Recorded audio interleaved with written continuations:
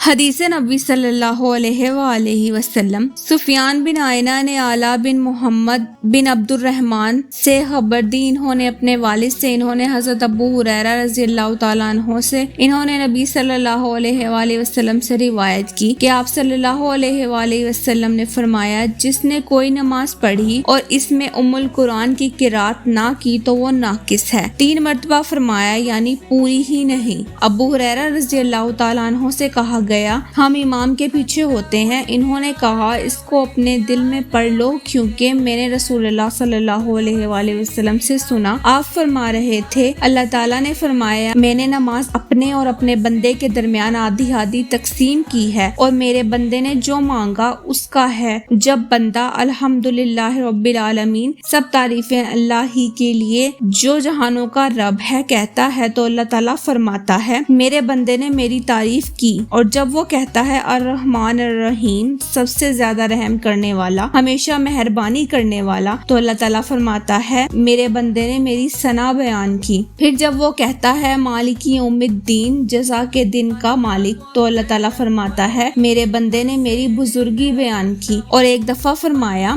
میرے بندے نے اپنے معاملات میرے سپرد کر دیے۔ پھر جب وہ کہتا ہے ایاک نعبد و ایاک نستعین، ہم تیری ہی بندگی کرتے ہیں اور تجھ ہی سے مدد چاہتے ہیں، تو اللہ فرماتا ہے یہ حصہ میرے اور میرے بندے کے درمیان ہے، اور میرے بندے نے جو مانگا اس کا ہے۔ اور جب وہ کہتا ہے اہدنا الصراط المستقیم صراط الذین انعمت علیہم غیر المغضوب علیہم ولا الضالین، ہمیں راہ راست دکھا، ان لوگوں کی راہ جن پر تو نے انعام فرمایا، نہ غضب کیے گئے لوگوں کی ہو اور نہ گمراہوں کی، تو اللہ تعالیٰ فرماتا ہے یہ میرے بندے کے لیے ہے اور میرے بندے کا ہے جو اس نے مانگا۔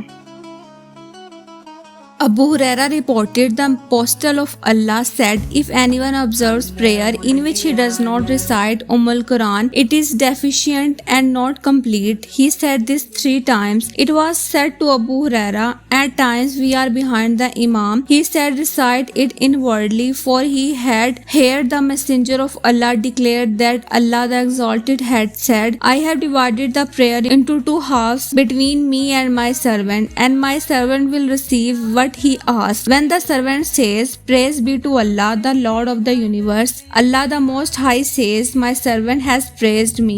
And when he, the servant, says, the Most Compassionate, the Merciful Allah, Allah the Most High says, my servant has lauded me. And when he says, Master of the Day of Judgment, Allah remarks, my servant has glorified me. And sometimes he would say, my servant entrusted his affairs to me. And when he says, you alone we worship and you alone we ask for help, he says, this is between me and my servant will receive what he asks for.